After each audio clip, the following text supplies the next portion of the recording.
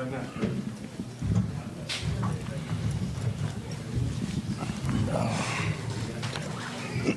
Jimmy, a year ago to the day, we were sitting in a conference room in Miami, and I asked you what you thought you guys needed to get over the threshold. And you said, in part, you knew you could get it done. Why was that belief in that moment so strong, and what does it feel like to be right? I just know why Coach Pat and Coach Spo wanted me to be here, and that's to compete at a high level and to win championships. I know that the group that they put around me at all times is going to give me an opportunity to do so. So I was always very, very confident in that. I worked extremely hard with the team, with Brickley. I can score on Remy all day, every day, as I've posted on Instagram. So I'm just confident. I know the work that we all put into it, so I know what we're capable of. But nobody's satisfied. We haven't done anything. We don't play just to win the Eastern Conference. We play to win the whole thing. Have you been taken aback by some of the shots that Caleb Martin has made? We know he obviously is a tough competitor and has come a long way, but some of the shots he was hitting tonight and maybe even earlier in the series, did any of them surprise you at all? No, that might have surprised you all to the untrained eye. He just looks like he's an undrafted guy who's been in the G League, who's started in, Charlotte, and now he's here, started on a two-way contract. To y'all, that's what it looks like. To us, he's a hell of a player, a hell of a defender, playmaker, shot maker, all of the above. Everybody's seen Caleb work on those shots day in and day out, so it doesn't surprise us. We've seen it every single day, and I'm so proud and happy for him. And he's going to be even better in this next round, and I don't think it's going to be a surprise to anybody else any longer. Jimmy, Spo was just talking about Caleb saying that he has the respect of you guys being a competitor.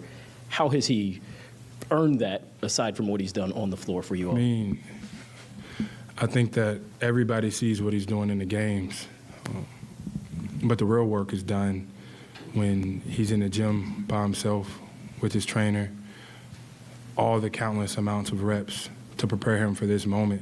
He doesn't shy away from it. So many guys on our roster, they never shy away from the big moment. We love them for that. We want them to continue to be that. And he's been huge for us. He really has been.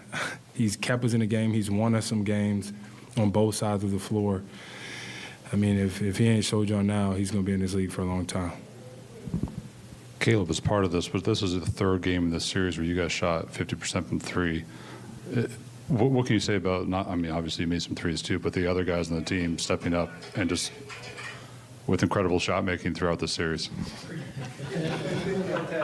Yeah, you want some freak boy stuff over there, man. We just, we stay with it. We stay the course, shoot the open shots, stay confident. Even when they're not going in, you got to take them. You got to take the right ones.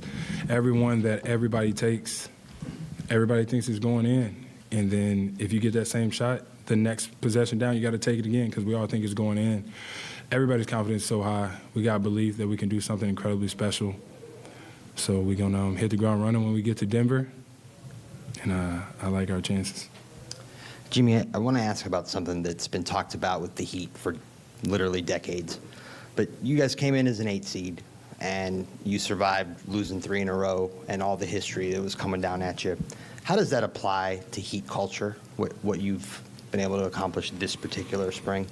I'm not going to say losing 3 in a row is part of the Heat culture that we like to talk about because we don't play to lose. We don't want to lose. They're an incredible team over there, and they will be for a while.